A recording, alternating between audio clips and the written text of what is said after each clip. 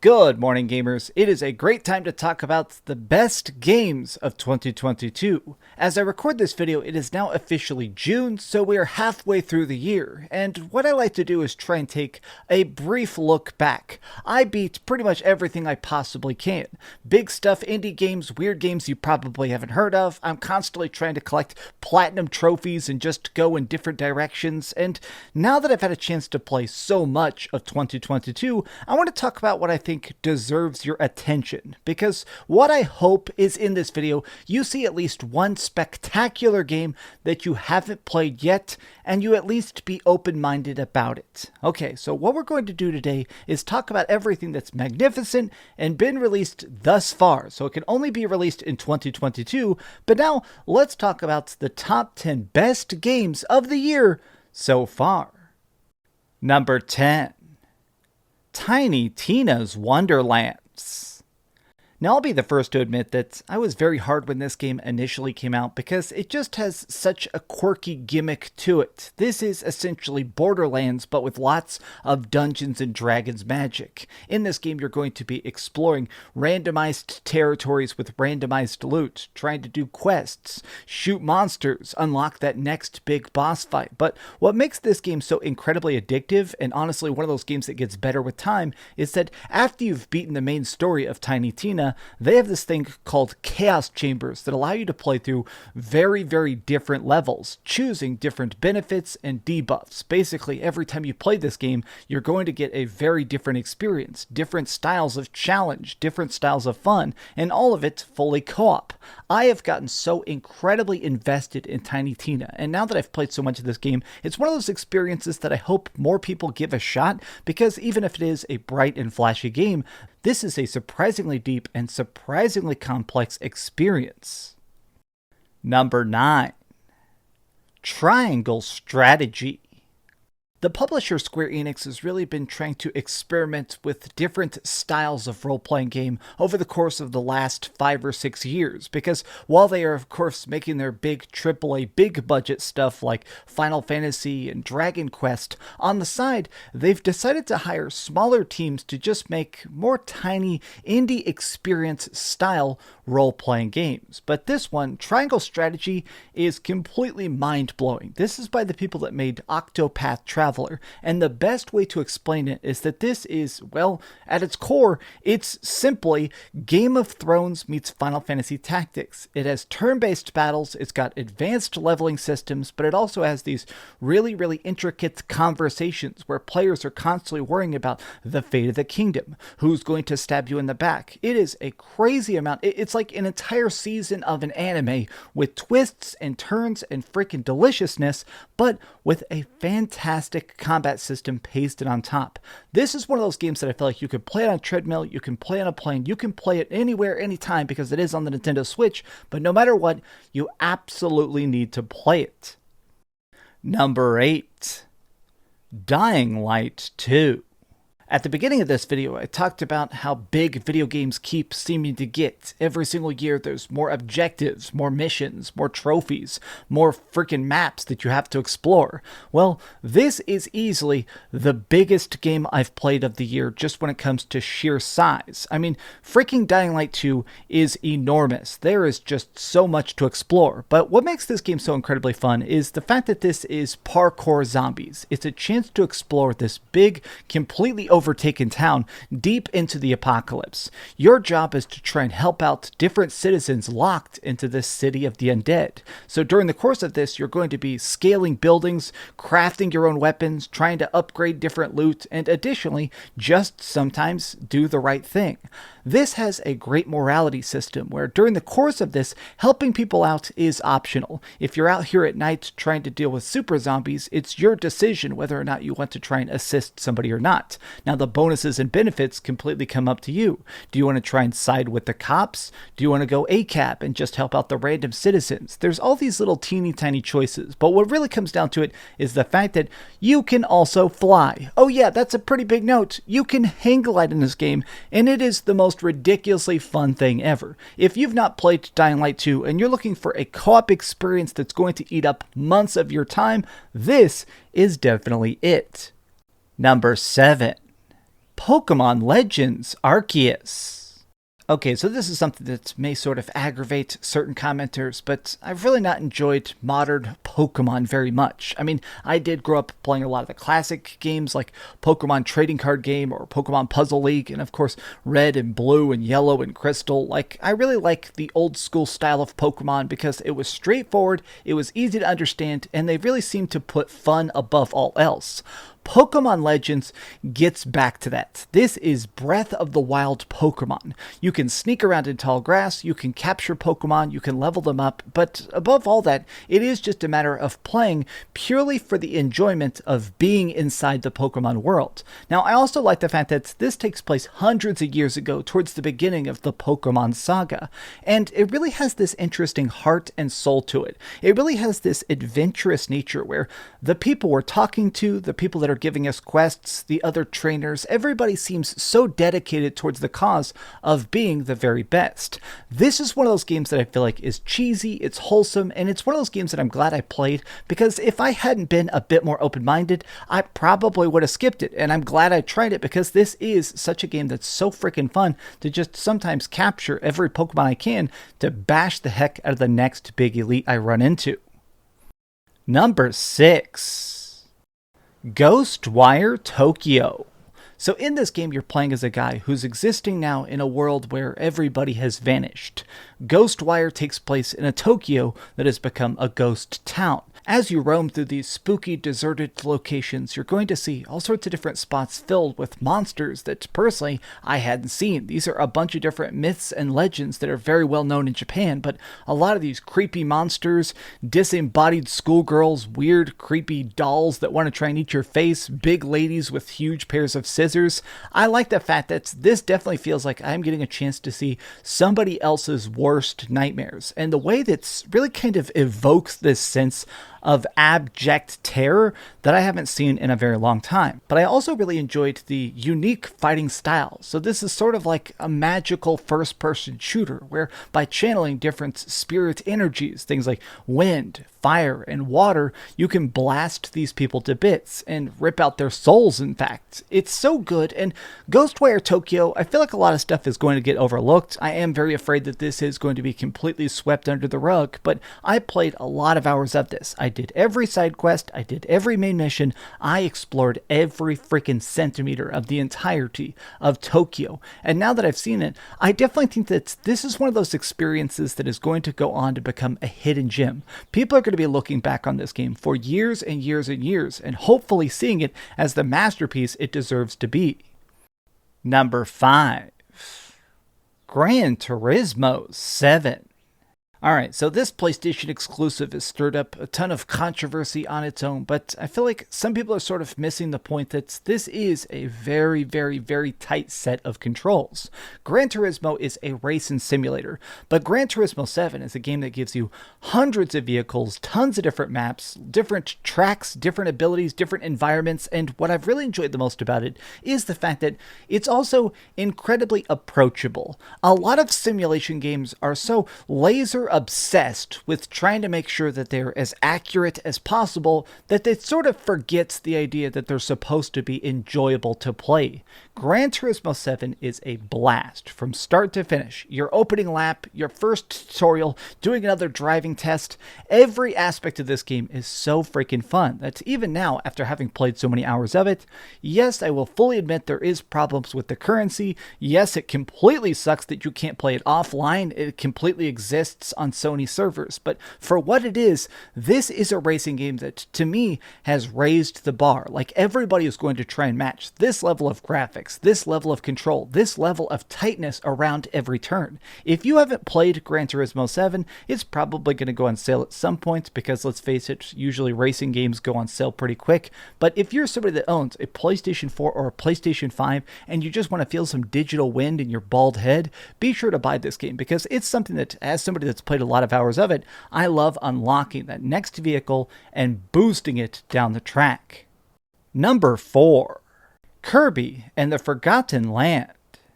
Longtime subscribers will know that I don't really like to bring real life into video games. I don't really like to bring this chaotic real world into these different videos and stuff, but let's just face facts. It's been a rough year. 2022 has had some very bad headlines. There's been a lot of very tragic events, and sometimes it can just help your soul. Not to be overly cheesy, but it can really genuinely help you heal to sometimes just have a little bit of bright cuteness. After a big tragedy that happened here in America, I sat down and played Kirby and the Forgotten Land for the first time. The game is utterly adorable. In this, you're just trying to explore these empty cities filled with overgrown moss, but this almost feels like a puzzle game. Kirby, of course, has the special ability that the things he eats, he gets their powers. Eat somebody that can blow fire, and now you can blow fire. Eat a guy who's got a boomerang, well, now you can shoot boomerangs. But the biggest difference that they've added to Kirby and the Forgotten Land is mouthful mode. So the way this works is that if you find an object that's too big to conventionally swallow, like a car or a big old raft or something like that, Kirby can eat it and temporarily seemingly merge with it, so you can have missions where you are an actual vehicle, or you're filled with water and you're trying to put out different fires. Kirby is not just a cute game, it's not just a fun game, it's a game that feels very, very necessary. Do not write this one off. If you're looking for a game that's going to raise your spirits and give you a lot of hours of fun collecting, this is something I highly recommend. Number 3. Horizon Forbidden West. For this entry on the list, I feel like I just need to say two separate words, which is obviously robot dinosaurs, because this game is jam-packed full of them. But what makes Horizon such a fun series, and Forbidden West specifically, is that the main character, Aloy, she is a fantastic hero, but she has this very special staff that allows her to hack certain creatures. That way you can just fly around on the back of a robot dinosaur and skydive off of a robotic pterodactyl and use your new parachute to glide down to the ground. The combat systems are now very much improved. Horizon Forbidden West allows you to specialize in melee combat to try and bash people's brains out, using your bows to make customized sharp arrows, piercing arrows, explosive arrows, freezing arrows. But I like the fact that while you're playing this game, it still has that interesting desperation to it. This is the far-flung future. This is a time period where there isn't cars, there isn't anybody to save you, there's no cops on 911. If you run into a very bad situation, you need to figure out how to escape, even if it is a digital Tyrannosaurus Rex that's trying to consume your delicious locks of red hair. I like this game because it definitely feels like a more playable version of the original Horizon. Being able to climb up walls, being able to explore these different territories, going from deep deserts to snowy plains. This is pretty much a huge country to explore, and I went through trying to find everything. While I was able to do a lot of Horizon Forbidden West, this is one of those games that feels like 70 or 80 hours if you want to try and actually track down a lot of the major stuff. I appreciate a game that gives you a map full of collectibles that constantly upgrade your character, your gear, your assets, and your talent trees. This is a game for role-playing game fanatics who want something that's going to eat up time and definitely give them a great story at the heart of it. I like this world, I like this character, and I really like what Aloy has become. Number 2. Sifu. You know, personally, I'm very much a sucker for a great martial arts movie. I really like the idea of two ancient masters facing off and doing secret techniques like the 5-point exploding heart move, or trying to pick up any weapon and bash people to bits. Well, the thing is, Sifu, it feels like some sort of magical robot has watched every great kung fu film ever created and just shoved them into one delicious playable ball. Sifu is a martial arts game, but one with a very specific gimmick to it. We are playing as a young martial artist. He's 20 years old, and his entire family has been utterly butchered, his temple practically burned to the ground.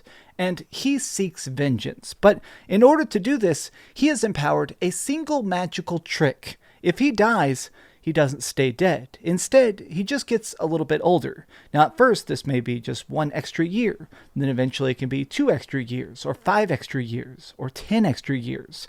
But that is finite. He can't live to be 1,000,000 years old. He has to actually defeat all of his enemies before he's about 80 years old. Now, in order to keep your age down and make sure that everybody regrets messing with your family, you have to constantly be on your guard. This is a very, very, very fast and very fierce martial arts action game. You're constantly trying to parry their blows, punish their openings, and when you're fully surrounded, which is like 99% of the game, you gotta worry, who's going to attack me first? Should I throw this guy off a balcony? Should I pick up a beer bottle and smash it on this guy's face? I'm not very good with staves, but should I pick up a bow staff and just try and foot sweep some people with it? There is a constant sense of risk and reward, making those decisions, trying to figure out, okay, what can I do that's right? What can I do that's wrong? Like, I love this game so much that I got the platinum trophy.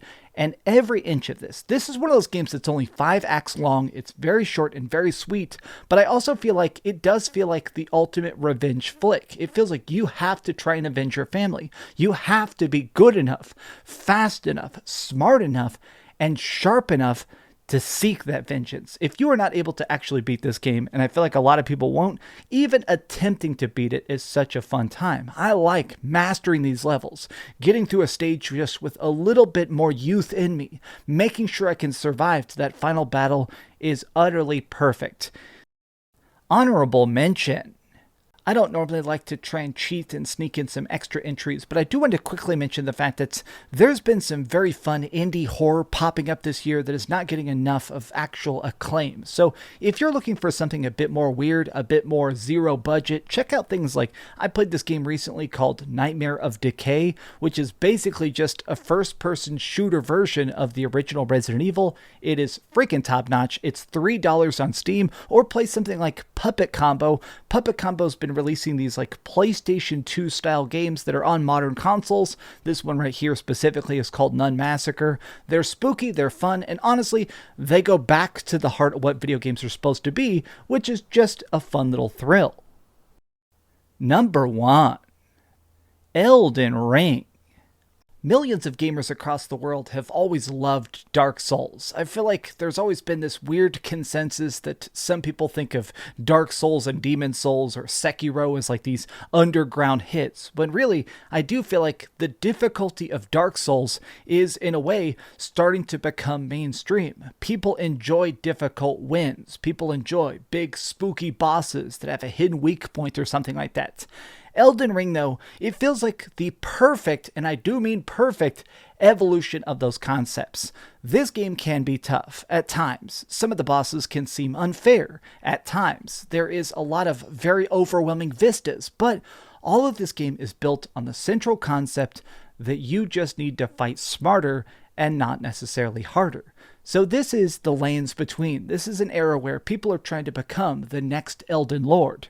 I have put nearly 300 hours in this game, beating it as a blood build, as a strength build, as a dodge build, as a magic build. But what's great about this game is that not only is every way to play this game completely valid, but what's truly most impressive about it is that this is fully open world. You can go any direction, you can skip the dungeons you don't like, you can choose to just bum rush people as quickly as possible.